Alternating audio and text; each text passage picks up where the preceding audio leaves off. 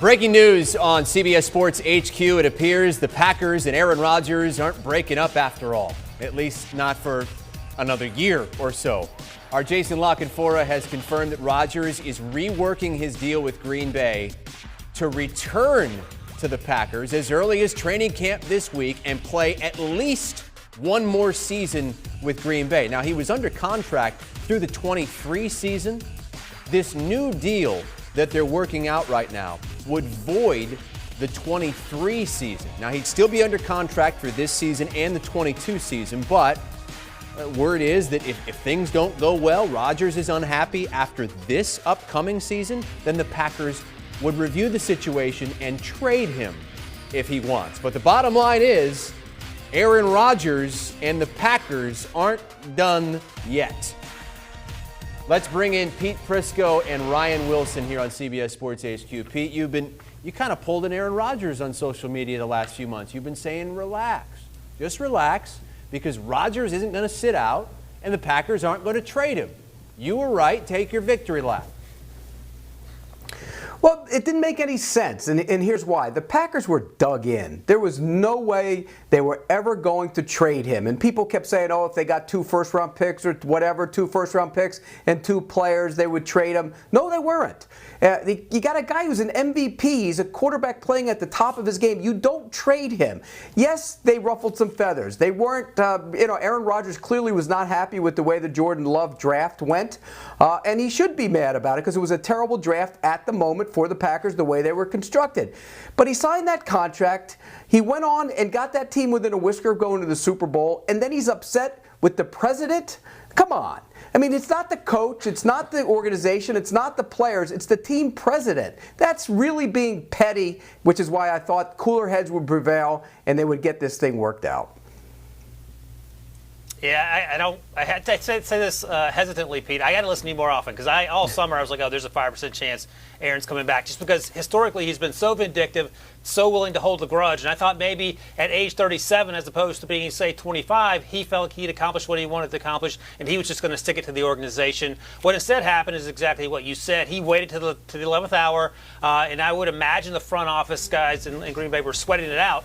Today was the shareholders meeting, and Mark Murphy, the president, had to go talk in front of the fans and explain things. And he gave an optimistic report, and that's exactly what happened a short time later. It is interesting, though, that and you mentioned this, Chris, that the 2023 year is voided. And as Joel Corey, who's a longtime agent and covers the contracts, NFL contracts for CBS Sports, noted that this basically means that Aaron Rodgers is going to get traded next year, probably before the draft, if he's not coming back in 2023. The good news is that they have more money now to sign other players, Davante Adams being chief among them, because there's some conversation about him in recent days calling off contract talks. So that's another good development. And Packers fans have gone from just wondering how the season's going to end to now feeling like they're, as Pete notes, a good chance to win the Super Bowl. And perhaps no one's probably more relieved than Jordan Love, who was facing insurmountable odds had he had to come in and be Aaron Rodgers' replacement under these circumstances.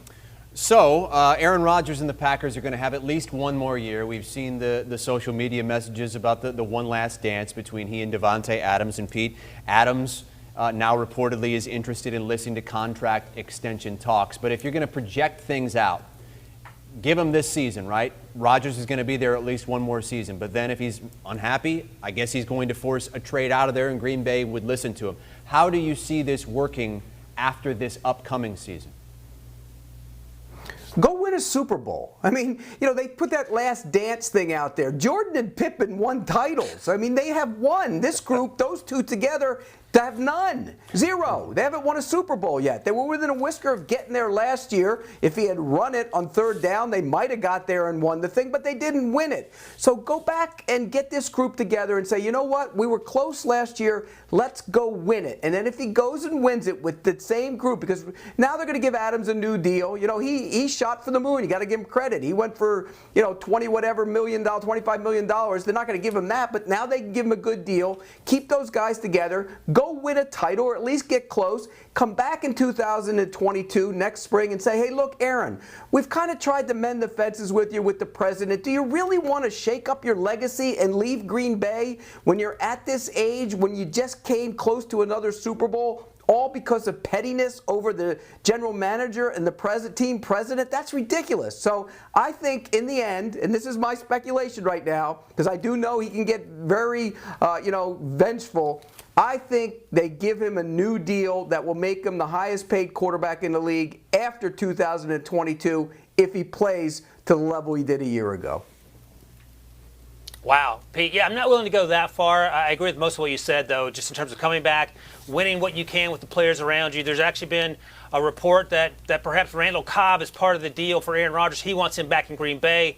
Our JJ mentioned that also in a tweet. I'm sure we'll talk about that in a moment. That's sort of crazy to wrap your head around. Like, Randall Cobb's going to be the missing piece of this puzzle. That's where Aaron Rodgers' mind is at. But you mentioned Devontae Adams is going to be back. He's going to get his new deal, well-deserved. They have some issues along the offensive line they need to sort out. They lost Corey Linsley. But again, if you have Aaron Rodgers, you have Devontae Adams coming back, you have Aaron Jones in that run game, you're in a good spot. And again, Jordan Love is probably more relieved than anyone else. The defense needs to get better, and they drafted some guys in order to do that. But they're in a division where they are number one ahead of the Vikings. I think the Vikings will be better. But now with Aaron Rodgers in the picture, this is the Packers' division to win, and then figure out how to win the games they need to win to get to the Super Bowl. They haven't done it in recent years.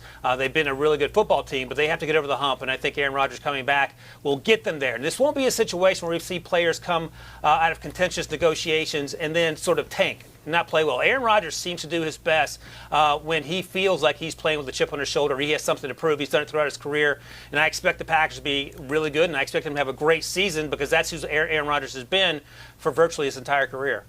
Ryan Wilson covers the draft for us, so he's always looking at personnel and looking at each and every team, grading them up and down the board. Obviously, they're going to be the favorite to win the division now over the Minnesota Vikings, but for Green Bay, it's not about that. For Aaron Rodgers, it's not about that. As you mentioned, Ryan, it's about winning a Super Bowl. How do they stack up with the Tampa Bay Buccaneers and all those teams out in the AFC? Well, the Tampa Bay Buccaneers, and Pete mentioned this when he was in Tampa Bay a few weeks ago, they might be better than they were last year. I think they're almost in a different category. And then we found out, of course, that Tom Brady was playing on a torn MCL. So that just elevates his legacy. But in terms of everyone else, the Packers are 1B, and they can certainly find a way to beat Green Bay. They forced Tom Brady into 3 interceptions in the playoff game, so there are ways to get after Tom Brady. But I think defensively is where they need to start. They drafted Eric Stokes, the cornerback out of Georgia, and he will help there. He wasn't my favorite cornerback, but I know Pete liked him a lot, and clearly the Packers did too. But he's big, strong, and fast, and that's exactly what you need to cover these NFL wide receivers. They drafted Amari Rodgers, the slot receiver slash running back, if you will. He took some running back snaps at the Senior Bowl as a slot receiver, sort of a Randall Cobb type. So they did eventually address the wide receiver position. But at the end of the day, it comes down to making Aaron Rodgers happy. If that means Randall Cobb, I'm sure Randall Cobb will be there. If that means bringing back other guys, Jake Kumaro, reportedly Aaron Rodgers was upset about that. You bring him back and let him sit on the bench and make Aaron Rodgers happy. But they have the pieces in place in order to get where they need to go. They drafted a center, Josh Myers, at Ohio State because they lost Corey Linsley. So they have a plan in place. But again, none of that matters if Aaron Rodgers wasn't there. Jordan Love was going to be under the microscope and would have had very little chance for success given the pressures he would have faced. Aaron Rodgers changes the landscape of not only the NFC North, but the entire NFC, and even the Packers, I would imagine, have taken notice. Look, I want to clear something up. Everybody always says, oh, who does Aaron Rodgers have? He has the #1 receiver in the league in Devontae Adams. He has one of the best, dual threat backs in the league in Aaron Jones. Robert Tonyan emerged as a big play tight end last year, and Valdez-Scantling, despite the fact he drops the ball, can still get deep. Look at his yards per catch average. They have people on that offense, and I think Amari Rodgers is a perfect slot receiver. The problem was the defense, and they have a new defensive coordinator, Mike Pettin, liked to play aggressively, liked to blitz, and then you had guys like, Preston Smith. They paid him a boatload of money a couple years ago, played well for a year, and then really tailed off last year, got out of shape, looked heavy, and didn't play very well. Those guys have to play better, and when you look at the back end, Jair Alexander is a star. By the way, they're going to have to pay him as well. This group is good enough to get back to it, but on paper right now, and we know how these things work out when we're talking in July, the Bucs are the best team. They will be even better because their young defense is better. Brady knows the system, but the Packers will be right there with them. All right, Pete Prisco and Ryan Wilson on the day that Aaron Rodgers and the Packers mend the fences at least for one more season in Green Bay. Do you want a sports network that delivers everything that matters about the game? The highlights, the picks, the instant analysis, no yelling, no fake debates, no politics. Hit the subscribe button and never miss a moment.